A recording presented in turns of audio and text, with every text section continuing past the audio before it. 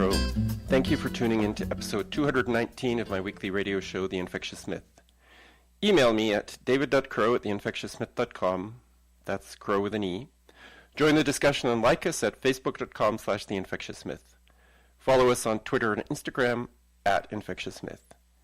Listen every Tuesday at 2 p.m. U.S. Eastern Time on prn.fm, or subscribe to the podcast on iTunes or other programs.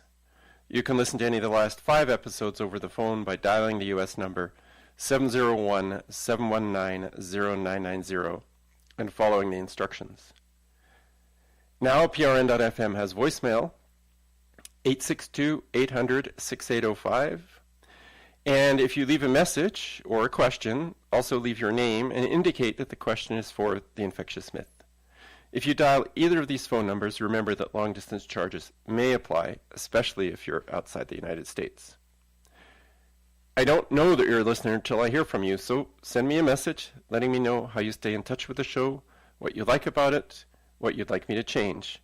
If you include your mailing address, I'll send you a little thank you gift, which will be one of the bookmarks I make by hand using my own photographs. I do really love to hear from my listeners. Don't be shy. You can make a one-time donation to the expenses of the show via PayPal using the email david.crow@theinfectiousmyth.com, or make monthly donations at patreon.com/infectiousmyth. We appreciate all our listeners, but if you want the show to continue to grow and improve, consider paying a small amount for the information that you're gleaning, for the support you get for some mainstream ideas, and the challenges you get to others. Maybe one of these days I can even afford to do some advertising on Facebook and Google and other places like that. If you'd like me to speak at a meeting of an organization you're a member of on any topic that you think I have an interesting and worthwhile opinion on, I'd be happy to discuss this. I appreciate you commenting and suggesting guests. I appreciate your financial support as well. Thanks for listening and for recommending this show to your friends. Time for a little feedback.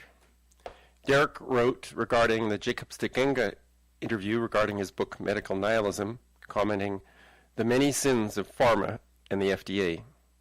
Indeed. Lawrence via email wrote to add to some of my discussions of vaccination, some of my interviews of vaccination, with a YouTube history of the toilet. I think it was from BBC or somewhere like that. And he noted that this is one of the reasons why health has improved in the era of infectious diseases. Before vaccination, there were dramatic declines of disease, and the toilet, the thing we don't like to talk about or think about, probably had a big impact on that. Regarding William Parker on Tylenol, Jane on Facebook said, "What a great interview. Thanks." Mindy on Facebook, also on vaccines, in response to a Harvard study I posted showing that less than 1% of adverse reactions are reported. Why is it the average person can't wrap their head around the notion that a vaccine is a drug, can harm, and that there are no studies using an inert placebo proving safety or efficacy? Now, let's talk about diet. Professor Tim Noakes was born in Zimbabwe in 1949. When young, he was very much into sports and still runs regularly today, sometimes half marathons. He obtained an MB-CHB degree from the University of Cape Town in South Africa in 1974, an MD in 1981, and a DSc in exercise science in 2002. In the early 1990s, he helped found the Sports Science Institute of South Africa. He retired as professor of exercise and sports science at the University of Cape Town in 2014, and currently holds the title of Professor Emeritus. He wrote the book Lore of Running, spelled L-O-R-E, Rugby Without Risk, co-wrote Art and Science of Cricket, wrote a scientific autobiography, Challenging Beliefs, and also the book Waterlogged about overhydration in endurance sports. Most recently, he published Lore of Nutrition, also L-O-R-E. But what brought him to my attention was an attempt to strike him off the medical register in South Africa because of the dietary advice and his dietary beliefs. Welcome to the show, Dr. Noakes. Thank you, David. Thank you very much for that kind introduction. Yes, well, it's great to have you with me today. I hear that in the Southern Hemisphere you're very famous. Maybe not so much in the north, but Yes, yes. what made you start to think about low carb diets, both from a personal point of view and a scientific point of view? Well, David, the story was quite simple. When I finished the book Waterlogged and sent it off to the publishers in America, I hadn't been running as much as I used to, and Hmm. I got fat. Well, I think you probably wouldn't call me fat, but I wasn't as lean as I had been, Right. and my running was disastrous. And in the middle of the night, having now finished this book, which took the research and the book took 30 years total, I woke up in the middle of the night. My brain said, you must get up at 6 o'clock tomorrow morning. You must go for a run, which I did. And it was one of the worst runs of my life. And I realized I was in really bad shape. And Hmm. I realized I was a little overweight and that I needed to do something about it. And by chance, when I came home and opened my emails, there was an advert for a book called The New Atkins for the New You. And I looked at it, and it was really interesting because it says lose 6 kilograms in 6 weeks without hunger. I said, well, that's impossible. You've got to be Yes. hungry to lose weight. So, Right. and then I said, these guys are obviously frauds because A, they're using Atkins's name, and Atkins was the worst doctor in the world because he told us to eat saturated fat. Right. And I knew, then I looked at the authors at Westman, Voley, and Finnick, and I said, now I know Voley and Finnick, Volek and Finney, because they were studying high-fat diets in athletes, and they stimulated me to do some research. So we were one of the first groups ever to do studies of high-fat diets in athletes after Steve Finney's work came out. Hmm. Hmm. So, so I said, these people are an absolute disgrace. I am so angry. I'm going to go and buy this. I got in the car and drove to the bookshop and picked up the book. It was the last copy, and brought it home and started reading immediately because I was red in the face. I was so angry. And then Right. 2 hours later, I started reading and I thought, oh my gosh, I got it wrong for 33 years. I said, here's the evidence that a low carb diet can be beneficial for your health. It's explained very carefully and very clearly. There's lots of evidence that this is right. They quoted the science. And so I decided, well, I better try. So by lunchtime, I decided I'd eaten my last carbs. And that was December the 12th, 2010. And now we're into 2019, and I'm still on the same diet. And the benefits were absolutely enormous for me. What did you learn about diet while you were studying? I mean, you studied an MD as well as other Yeah. degrees. What did you learn about diet in university? Well, in my medical training, nothing, absolutely nothing. I mean, and that's the reality.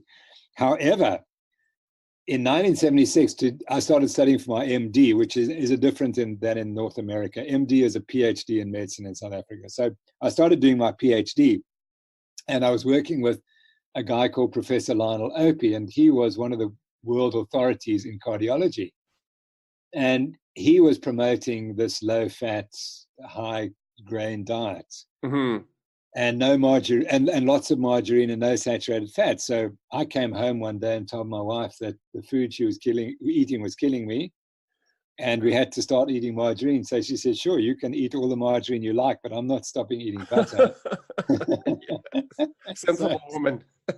that's right. So we had a bit of a split there, but it was so funny because I was on earlier today. I was doing a Skype with the whole group, and a friend of mine phoned in from Australia, and he reminded me that in 1989, I'd gone to his house and as part of some running race or something, and he'd fed me bacon and eggs in the morning, and I'd thrown it in the dustbin. Oh, I really? refused to eat it.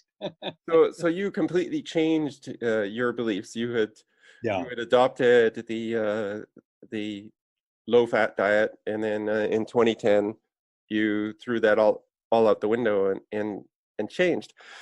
Um, so I was reading somewhere that doctors don't like to deal with diet. They give that to dietitians. So let's say you have yeah. a heart attack and they say you need to change your diet. So what are dietitians telling people these days?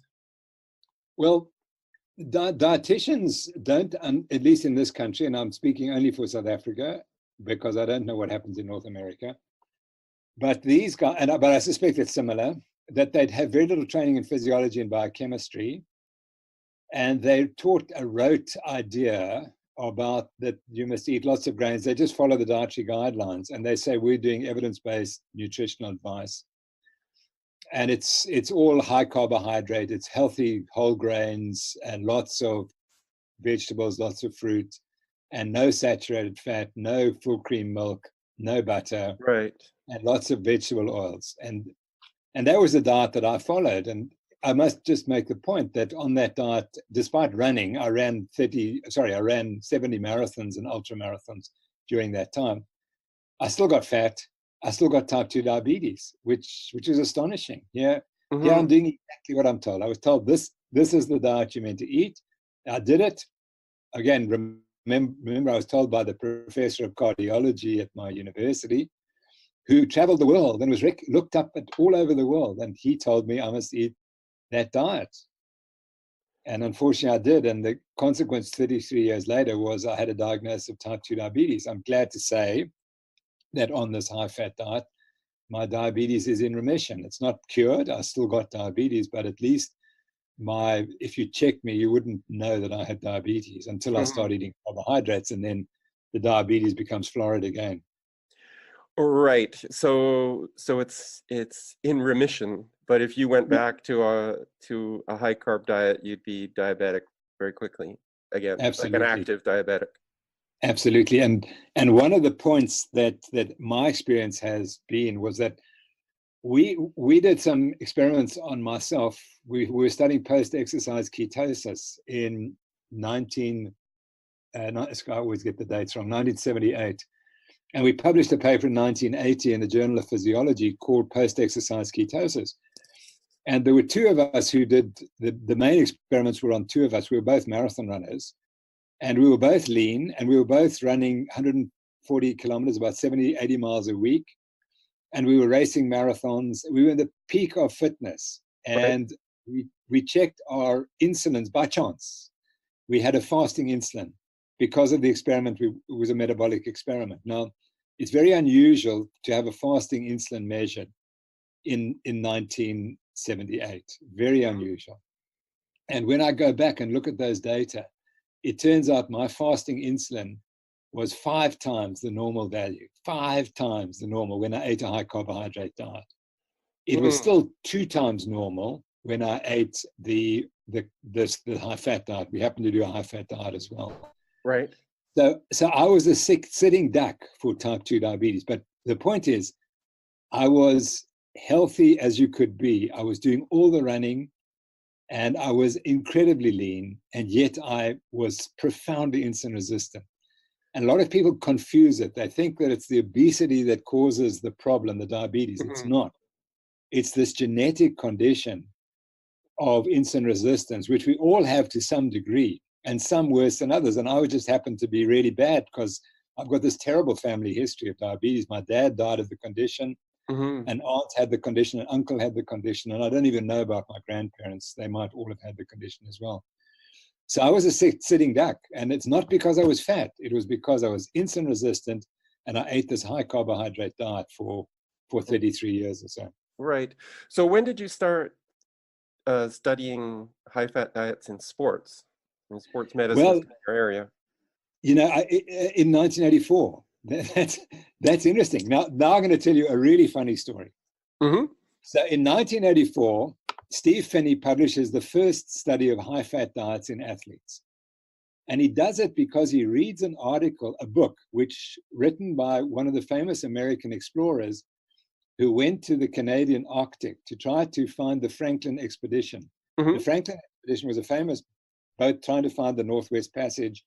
And there were about 150 sailors, and they all died. And they just disappeared off the face of the earth. They just recently found their boats, actually.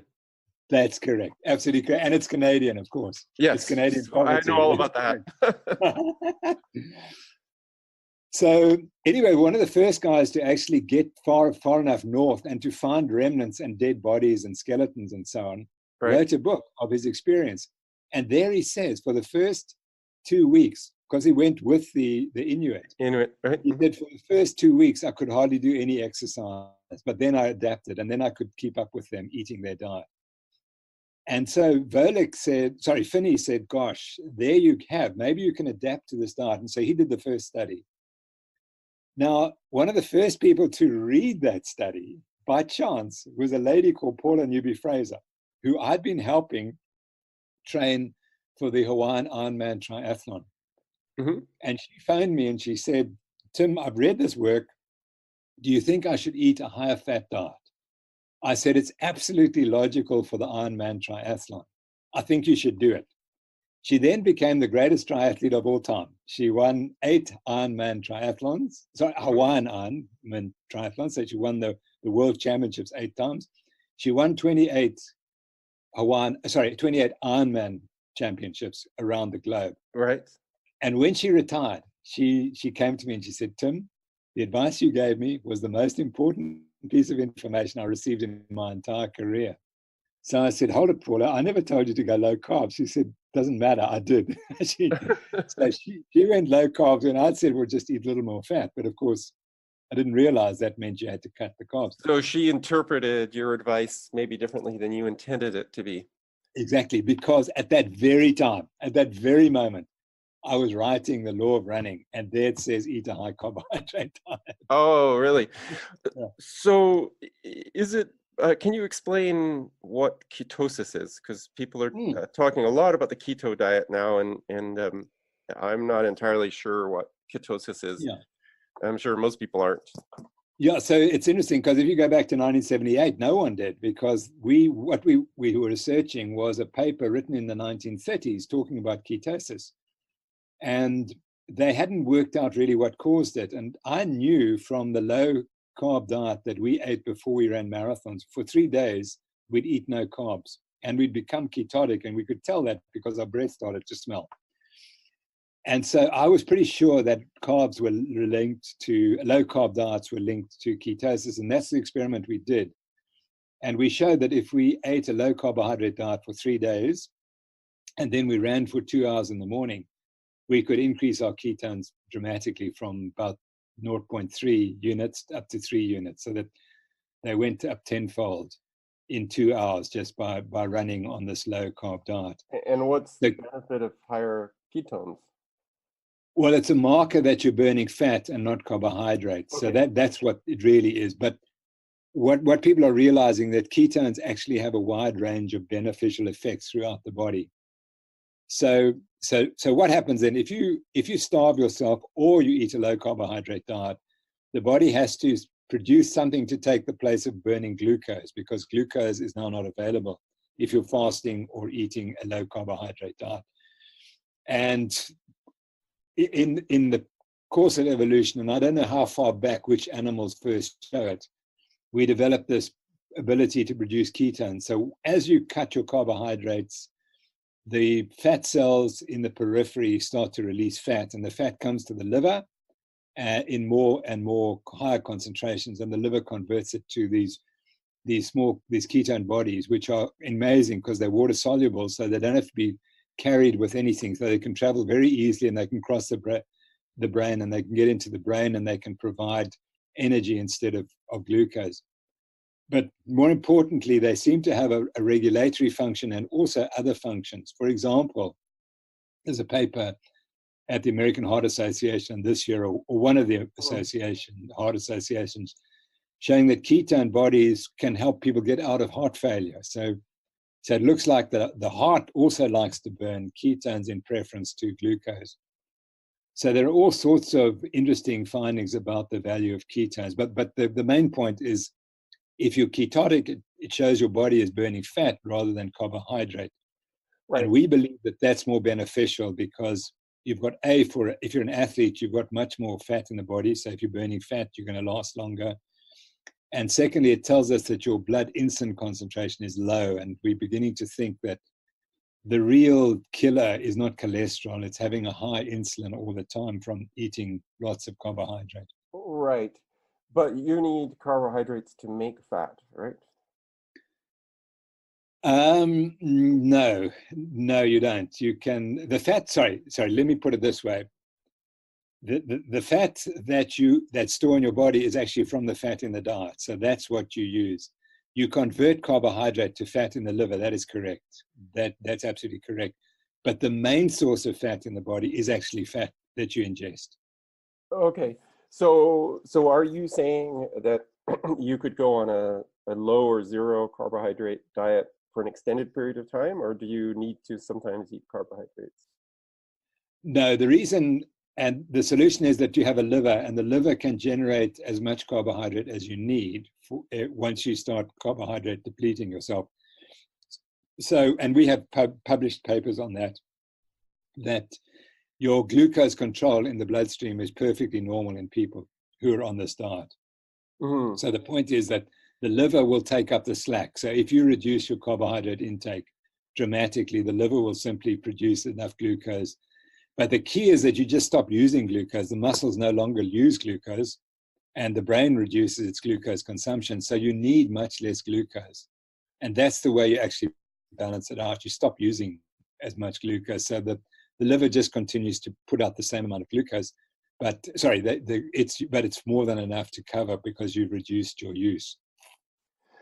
Okay, we've probably had half a century of advice from all the best medical authorities, as you used to give, that people need to eat a low-fat diet, especially low in saturated fats, and that carbs are good if you eat good carbs like whole grains as opposed to, highly processed grains and sugar. So if this is wrong, how did dietary advice go off the rails so badly back in, I don't know, the 50s or whenever it started? So let me make the point that the diet you're prescribing there is fine for about 20% of the United States, of the North American population, 20%. And the other 80%, it's a disaster. And I happen to fall in the other 80%. And the people who are promoting that diet fall in the 20% who can eat that diet. Mm-hmm. And if you can stay healthy and lean on that diet of high carbohydrate diet, you will never understand what it is like to eat that diet and get fat and sick, because it didn't happen to you. So what you say is, you see, Dr. Noakes got fat because he was lazy and he did something wrong. He just ate too much and he was lazy. And that's not true. Mm-hmm. Because I lost 4 pounds in the first week of converting to this diet. Right. So how did I suddenly not become lazy in 7 days? And you were running like ultra marathons, which doesn't sound like the definition of lazy. Exactly. So the big problem is that the diet works for 20% of the population, and it turns out that those people just don't understand. They can't understand what we're talking about. But if you're on my side and you were once fat and now you're lean without any trouble, you suddenly understand the problem. So, but what happened was, in 1953, a guy called Ansel Keys got it in his head that saturated fat was causing heart disease. And then he sold that to the American Heart Association, who bought in.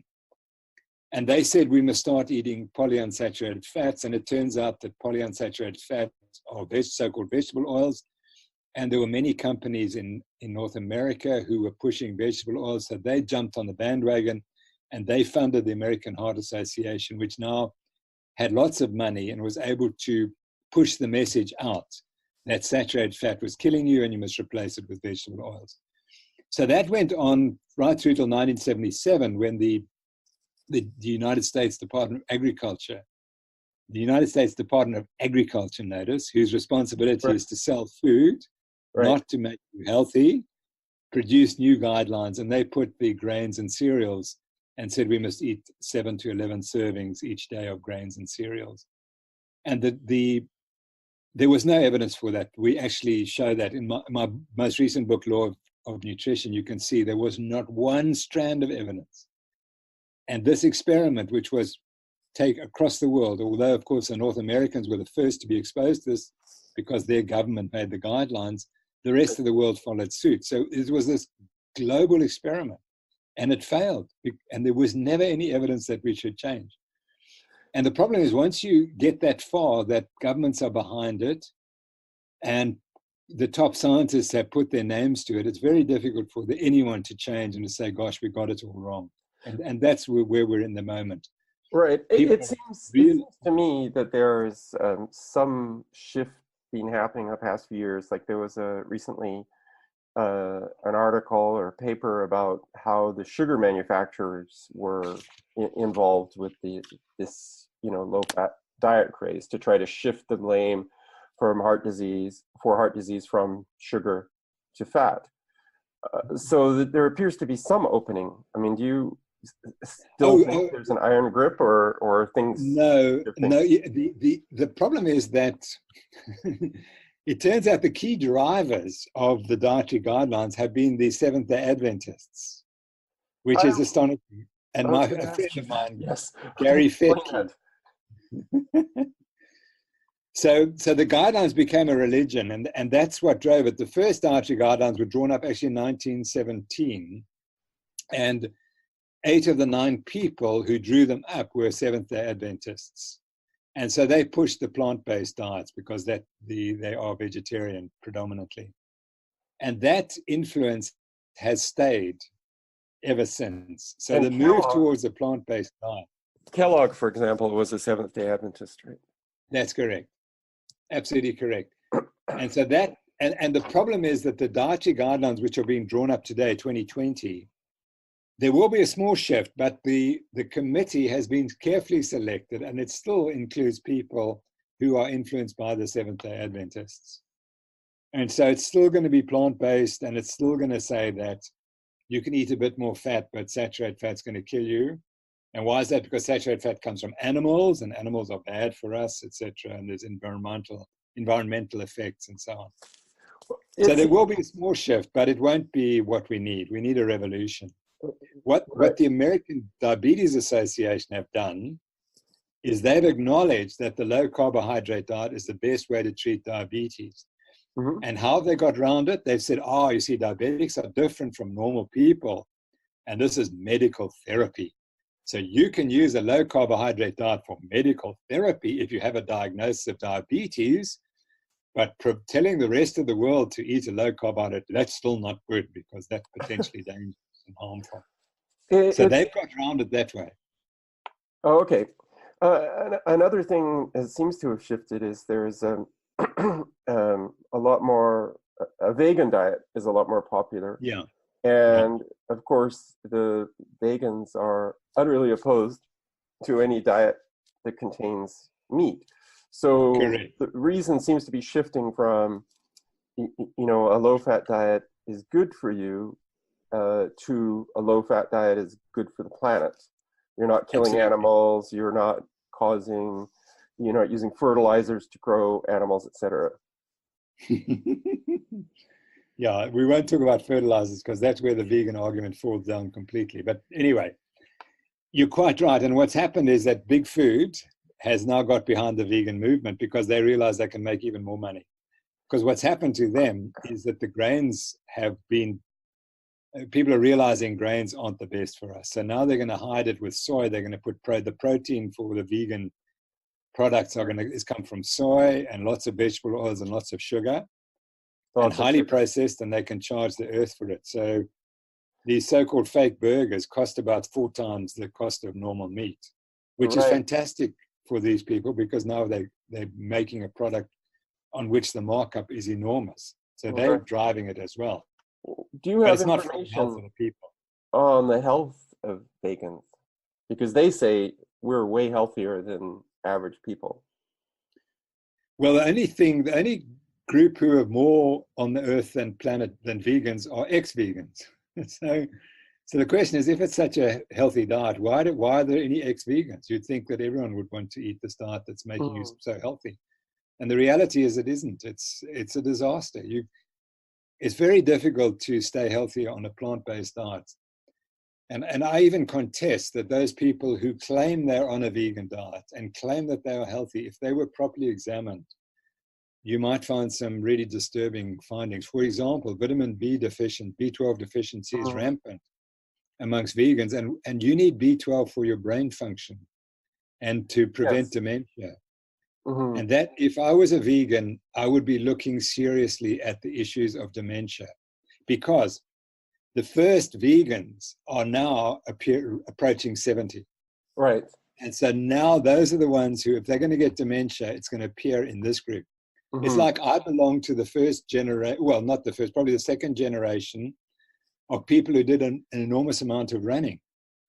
And so we discovered that your arthritis rate goes up Right. if you've been running all these years. Whereas if you read my book, Law of Running, it says arthritis doesn't happen in runners. Well, that's nonsense, unfortunately, because we were still before the period that we've got now, where we've got tens of thousands or hundreds of thousands or even millions of people who run for 30 or 40 years at quite a high level. Mm-hmm. And they've continued, and they're worn out. The joints are worn out. So now I have to change the book. And so the warning symptom for vegans is dementia, Mm-hmm. because you can't, that diet is completely brain unfriendly. And so, Yes. again, people say to me, but Dr. Noakes, your diet's going to cause me to have a heart attack at 40 or 50. I'll say, fine, well, let's look at it. Let's see what your heart function is. But there's no marker of pre-dementia. You can't tell who's going to get demented. So all we can do is sit and watch. Right. And again, my point is if I was a vegan or a vegetarian, a very strict vegetarian, I would be watching for evidence that dementia is going to be more prevalent in the group. Mm-hmm. I mean, that assumes that you have an open mind and you're interested in it. I don't detect from, like, veganism is a philosophical position, Yeah. and it's very hard if you're a vegan to say, well, maybe there are some issues with my diet. You know, maybe I need to look at them. It'd be hard to see a true dyed-in-the-wool vegan, you know, looking at their own diet skeptically. Yeah, no, that's right. It's a religion and it's a cult. So that's fine. It's what they accused us in the low carb diet of being a cult. But the reality is, if you understand the biology and the physiology, there's a very good reason for people with insulin resistance to eat this diet, because it's clear that's the only way you can survive. If you are insulin resistant and you eat the standard low fat diet, you're in trouble. You will develop conditions. And the only hope for us is to eat a low carb diet. And the evidence is clear. So I was debating this with a guy this morning, and he said, but what about in 40 years' time? I said, well, we're all going to die. Mm-hmm. But all I know is that my diabetes is under control. Whereas if it hadn't been under control, it's been under control now for 7-8 years. My father died 10 years after the diagnosis. I should be now presenting with with advanced stages of the symptoms of diabetes. Mm-hmm. I should have renal failure. Maybe my eyesight's gone. Maybe my peripheral vessels are closing up and I get gangrene. Yes. But I don't get to see that. So I have to conclude that what I'm doing is delaying that. I'm not saying it's never going to happen, but at least I'm delaying it beyond the normal range if I continued to eat the other diet that was killing me in the first place. Right. A few years ago, I learned that the husband of a friend of mine made prosthetics, and being kind of an anti-war guy, I sort of said, well, are these for soldiers or industrial accidents, things like that? And she said, no, most of them are for diabetics. Yeah, exactly. Because there was a report in South Africa. Now, remember, we're a small country. And in one of the states, they were reporting 2,500 amputations a year, which comes down to about 6 a day. And they said this is catastrophic. And that's just the beginning. Because I can tell you that those people, once you have an amputation, you've probably got a year's life expectancy left, because it's really the end stage of arterial disease, which is the problem in diabetes. Right. And that's, people aren't recognizing it, that this is the next disaster that's facing us. I want to shift to a debate that happened and some of the events that happened after that. In December 2014 at the University of Cape Town, you had a debate with a former colleague, Professor Russo. Yeah, that's right. So explain that debate, and then we'll talk about the Health Professions Council of South Africa, which came a little bit afterwards, I think.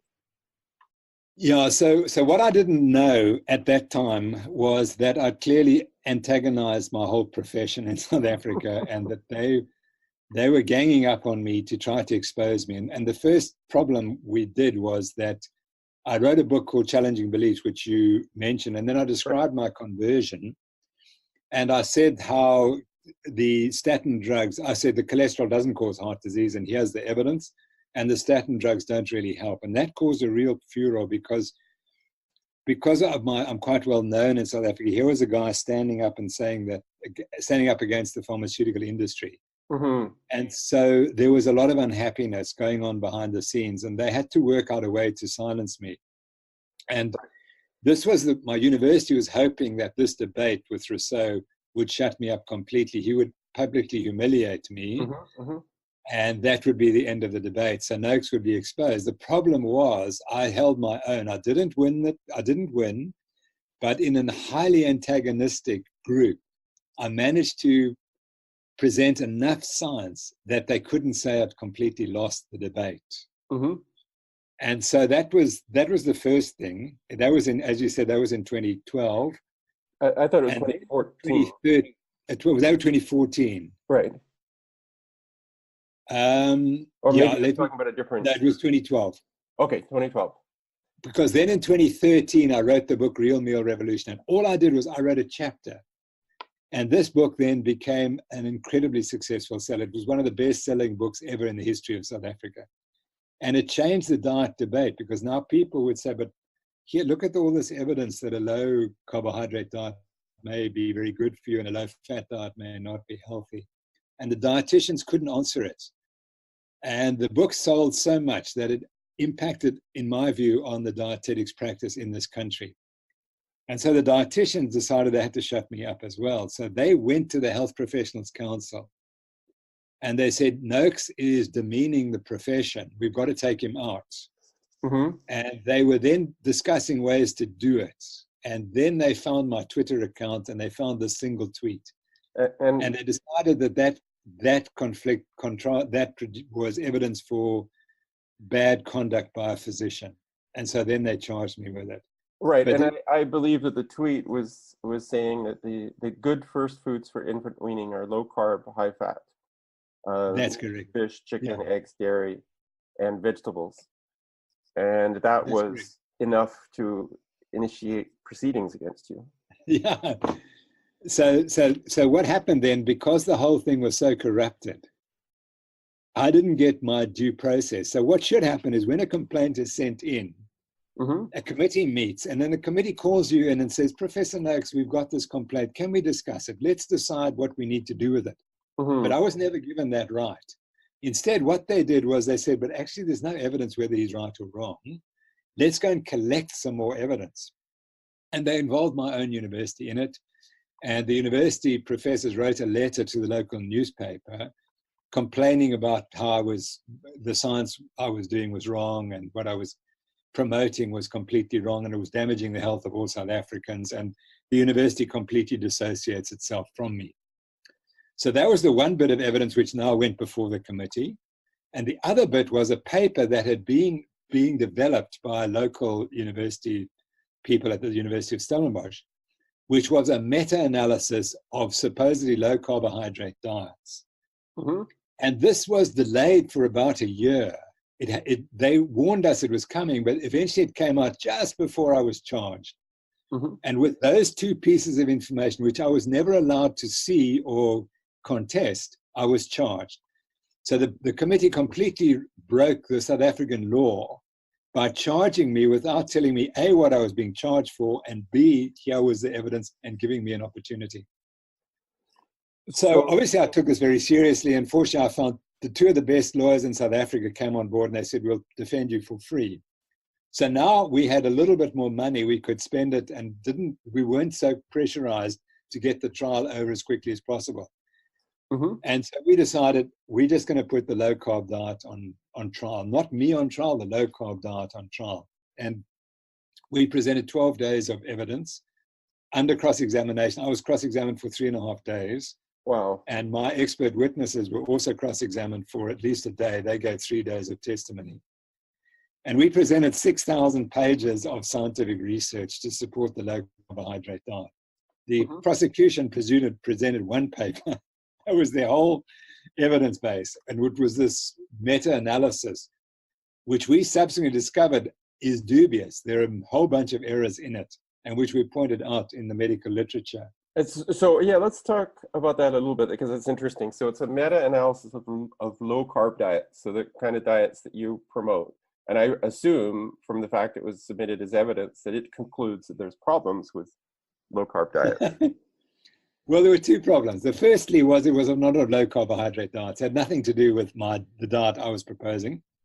The lowest percentage carbohydrate on the diet was about 30%. We talk about a 5 to 10% diet. Mm-hmm. So this was a high carbohydrate diet in our words. Point one and point two, they only use what we call isoenergetic trials, where the people eating the higher fat diet and the people eating the higher carbohydrate diet, they were both eating the same number of calories. And that is biased against the low carb diet, because the key to the low carb diet, it takes away your hunger. So you can eat less calories and feel full.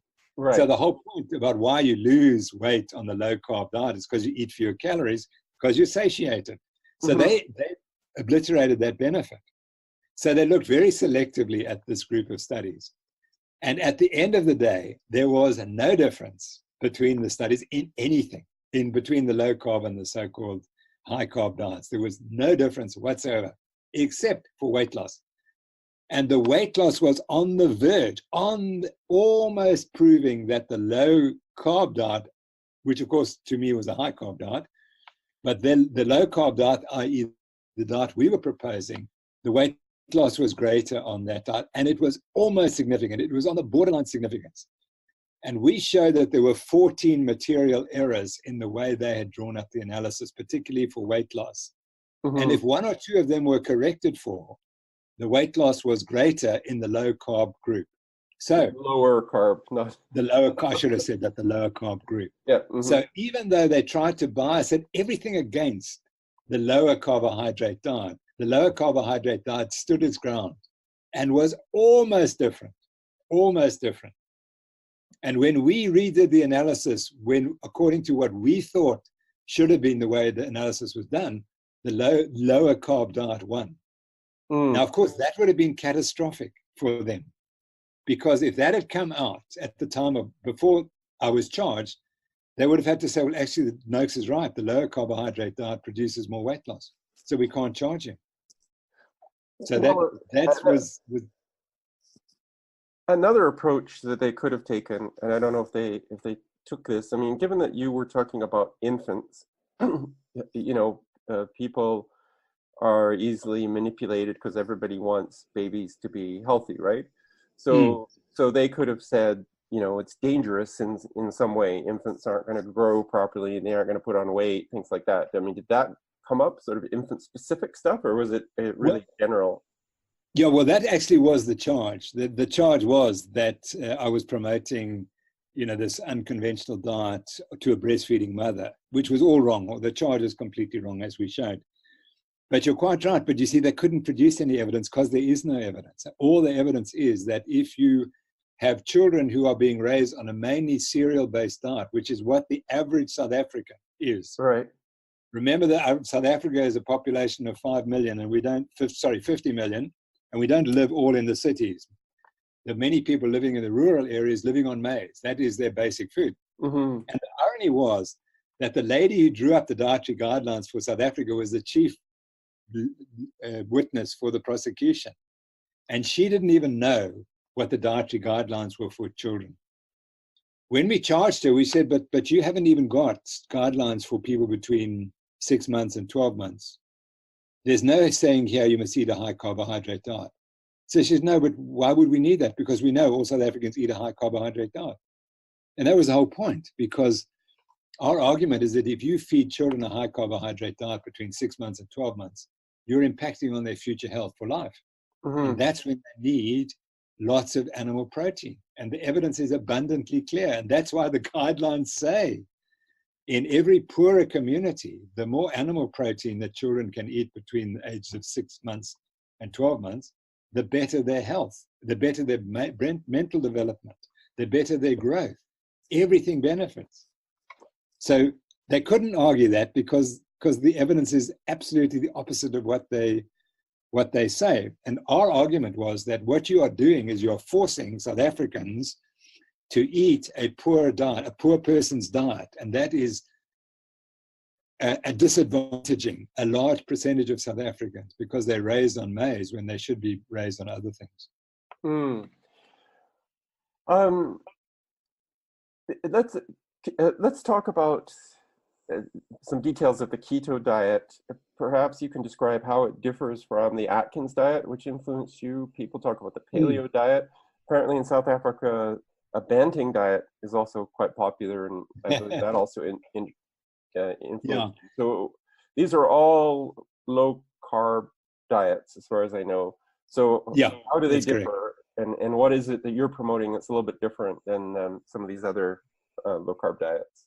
Yeah, well, Atkins interestingly discovered the low carb diet because he was fat at the time of Kennedy's assassination, President John F. Kennedy's assassination, and he was watching on television what was going on, and he was so depressed, and he was overweight, and he was a doctor, an intern. He said, "I've got to do something about my weight," but he said, "I've got to have something that will take away my hunger." And he read the literature which show that ketosis reduces hunger.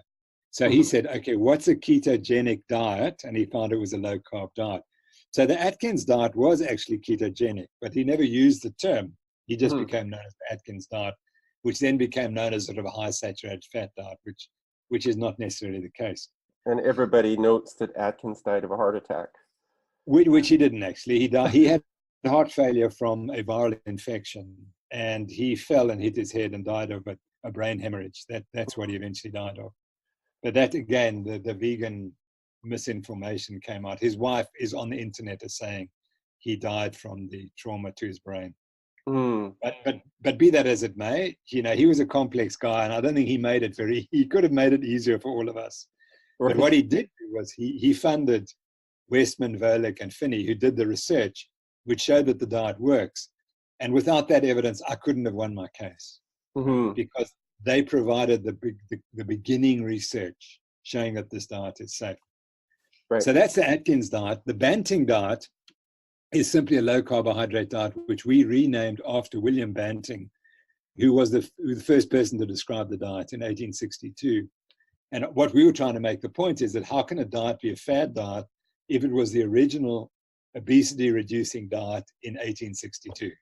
It can't be the fad diet. So that's why we use the term Banting. But Banting and Atkins and low carb, they're all pretty much the same. The only thing that's different, paleo doesn't allow milk because it says humans were not eating milk in the Paleolithic period, which is before 14 to 18,000 years before present. So that's the only way the paleo diet tends to have a bit more carbohydrate in it. And I just say, listen, it depends how insulin resistant you are. If you're insulin resistant, type 2 diabetes like myself, you must eat 25 grams of carbs a day. That's it, which means you must restrict everything. You can only eat a little bit of vegetables. All the rest is out. Yeah, because even vegetables, which obviously are necessary, there are very few that don't have some. I mean, they all have carbohydrates in them, right? That's correct. So you have to. The only carbohydrate I could eat is vegetables. That's correct. Is this Banting the same as Banting and Best, the insulin? No, Banting and Best were the guys who discovered insulin. That's correct. And there probably is a relationship if you went back. And I think people are trying to look into that. But William Banting was an obese Englishman. He was the person who provided the funeral services to all the kings and queens of England. So he was a very wealthy man, very well known. And he was fat and he tried everything. He literally, for 30 years, he tried to lose weight. Nothing worked.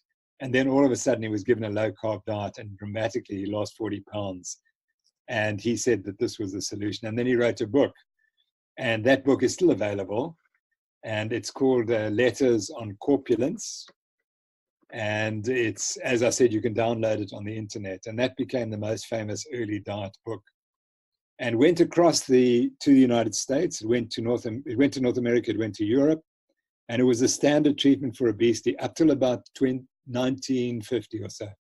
After the Second World War, suddenly everyone gets clever and they start talking about calories in, calories out, and it doesn't matter what calories you eat. It can be Right. fat, carbohydrate. As long as you don't eat too many calories, you won't get fat. And that's when we start to get fat, when we change from our understanding that carbohydrates have got something to do with obesity to saying, no, carbohydrates don't matter.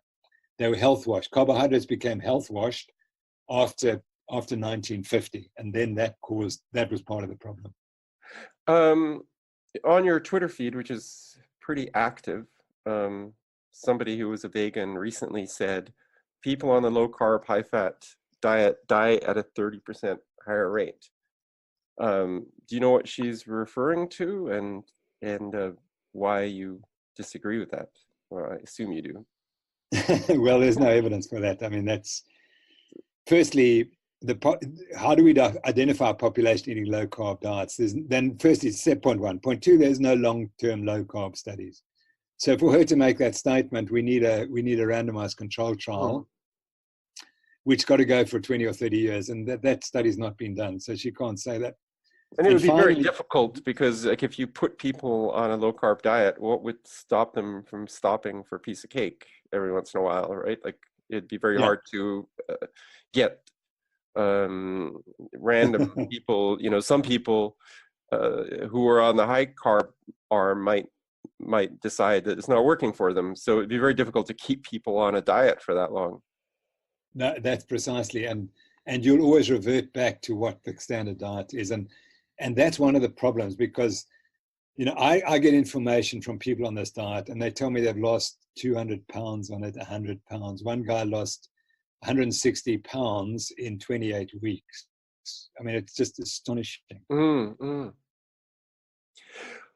We're starting to run out of time, so I just like to give you the opportunity to. Those people can never stop the eating carbs. They may stop for 3 months or 4 months, but by the time the trial ends at a year, they're back on their sugars. And so therefore their weight goes back to what it was. And so the weight loss is grossly underestimated in laboratory studies. Are there any final words you'd like to add since we are coming to the end of our time? Well, just to thank you, but just to say that, when I started this in 2010, I had no idea where it was going to lead me. But it's also very clear that my whole life and career in medicine was leading to this. And I'm very glad that I've done what I've done. I think that there is going to be a major change, and the majority of people will eventually realize that we've been completely misled, and we've been forced to eat we've been encouraged to eat the wrong foods. And the effects have been catastrophic for our health. This is the diabetes obesity epidemic is the only one where man made that epidemic. Every other epidemic that's happened wasn't caused by man, but man caused this one. And man must prevent it. And I'm very proud to be one of the people who's trying to open people's eyes to see that we've been lied to for 50 years. It's time to put the lies aside and look after yourself. So I'm currently writing a book along those lines. And I think this is the final point, that medicine cannot make you healthy. You cannot medicate health. So if you think that it doesn't really matter, what I eat doesn't really matter, and the fact that I'm a little diabetic doesn't matter because I'm only 50, and if I get diabetes at 60, it doesn't matter. If you get diabetes at 60 and you continue, you're going to be dead at 70. So people mustn't think that you can go and allow medicine to take the responsibility for your health when we're talking about these chronic diseases. There's only one person who's accountable. There's only one person who suffers, and it's you. And so you have to decide. When I'm saying you, I mean all of us. We all have to decide, how do we want to die? And if we want to die in a healthy way and wake up dead in the bed, you better look after your health and sustain it till you're 70 or 80 or 90. Yes, because obviously humans can live healthy lives well into their 80s, still being active, still enjoying life, and hopefully one day you just don't wake up and nothing, like spending a year in a hospital with an increasingly lower quality of life. That's exactly right. A And final, so, sorry, carry on. yeah. So a final question is, you've not just questioned the diet, you've also mentioned cholesterol and statins. I mean, has your attitude towards medicine changed? I mean, you just said that medicine can't make you healthy. I mean, Yeah. have you sort of become a lot more skeptical about a lot of areas of medicine? Yeah, essentially, I don't trust any of the scientific research that's being put out at the moment, particularly as it relates to diets. It's astonishing how it's been distorted by industry. Industry now controls everything. So, you see, what I didn't understand until I started on this diet was that 85% of chronic disease, that 85% of chronic disease is caused by what you're eating. Mm-hmm. And whether you're sleeping and a few other things, and whether you're exercising. But you got to get the diet right first, and then everything else follows. And thinking that you can treat that 85% of chronic diseases with medication, it doesn't work, unfortunately. Mm-hmm. So this is a whole new ball game for medicine, and it means you have to divorce yourself from the pharmaceutical industry. And medicine can't do that as yet, and that's a real challenge for our profession. Well, if humans have an addiction to sugar, doctors have an addiction to the pharmaceutical industry. That's absolutely correct. And so when you say, is my view of the profession different? It is. I understand that medicine is a business, and a business only thrives if you've got customers. And you only get customers if you've got sick people. So medicine's goal is to keep you sick or make you believe you're sick. So we have diseases like high cholesterol. There is no such disease as high cholesterol. Mm-hmm. Or we have high blood pressure, which is a disease because it does predispose to certain things. Right. And that's how we capture patients. And my point, unfortunately, don't think that medicine's going to save you. Medicine are not going to save you. The only thing that's going to save you is what you do for yourself. Well, that's a good point to end on. So thank you very much for joining me today, Professor Noakes. I appreciate the discussion a lot. My pleasure. Thank you for being such an excellent interviewer. I really appreciated being with you. Okay, and I will send you a link to the podcast afterwards if you want to post it later. I would love to. Thank you very much. Thanks, David. Okay, goodbye then. Thanks. Bye-bye. Bye-bye. Bye. Bye. Thank you for listening to episode 219 of The Infectious Myth. If you have a comment, a question, or a suggestion for a future guest, please email me at david.crow@theinfectiousmyth.com. Like us at facebook.com/theinfectiousmyth or join the discussion there. Follow us on Twitter and Instagram at InfectiousMyth. Commit to monthly donations of any amount at patreon.com/infectiousmyth. Until next week, thank you and goodbye.